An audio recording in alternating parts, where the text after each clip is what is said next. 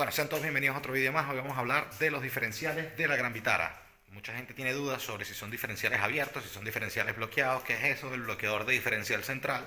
Y bueno, de eso es lo que vamos a hablar un poco hoy.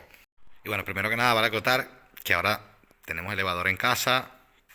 Pude cumplir uno de mis sueños, conseguir otra vez tener mi propio elevador en mi casa. Un taller que cerró, me lo vendió muy barato, ahora está todo bonito, pero bueno, estaba un poquito feíto, pero funcionaba perfectamente. Lo único que hice fue limpiarlo, engrasarlo, pintarlo un poco, que bueno, le voy a ir dejando vídeos por aquí. Y bueno, hacerle básicamente un mantenimiento leve. Vamos a engrasar la cadena, darle una buena limpiada a todo y una buena pinturita y instalarlo bien instalado ahí en el suelo con sus speeds como debería ir instalado, unos speeds de 25 centímetros. El suelo la verdad es que tiene bastante concreto y le puse aparte taco químico, así que bueno, espero que les guste. Ahora sí, vamos con el diferencial.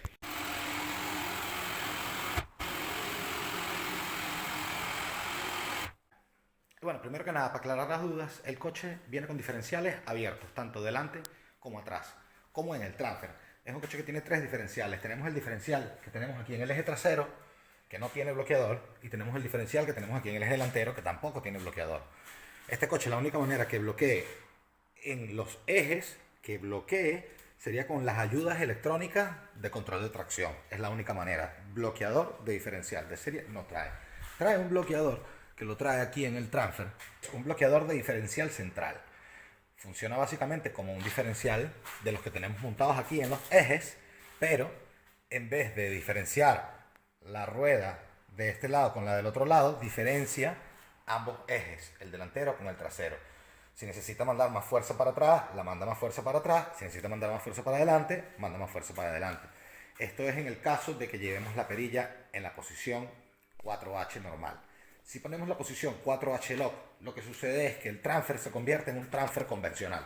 Un transfer normal que manda la fuerza al 50% para adelante y al 50% para atrás, siempre en la misma proporción. De hecho, cuando ponemos la 4H lock y cuando ponemos la 4L lock, nos damos cuenta de que si aceleramos y soltamos el acelerador, suena como que taca, taca, taca, taca. Eso es porque el transfer adentro está haciendo taca, taca, taca, taca. De la otra manera, no lo haría porque lleva un viscoso, un diferencial viscoso, que cuando lo tenemos desactivada la reductora, por así decirlo, este va funcionando de esa manera. Diferencia el giro en una proporción de 60% para las ruedas traseras y 40% para las ruedas delanteras en tipo de conducción normal. Esto obviamente va a variar, porque si necesita tener más tracción a las ruedas delanteras, pues va a ejercer un poquito más de presión hacia las ruedas delanteras. Es un diferencial de deslizamiento limitado.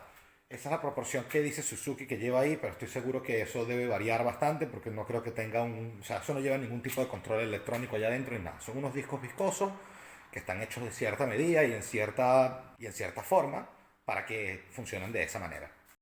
Bueno, aquí podemos apreciar de que es un diferencial abierto porque, bueno, diferencia la rueda. Esta la giramos para atrás y aquella gira para adelante. Pasa exactamente lo mismo allá adelante. Entonces, para responder a la pregunta de todo, y eso es esta versión que es la básica, la versión más moderna que trae ESP y control de tracción y todo eso, también viene sin bloqueador de diferencial. Ninguna trae bloqueador de diferencial de los ejes.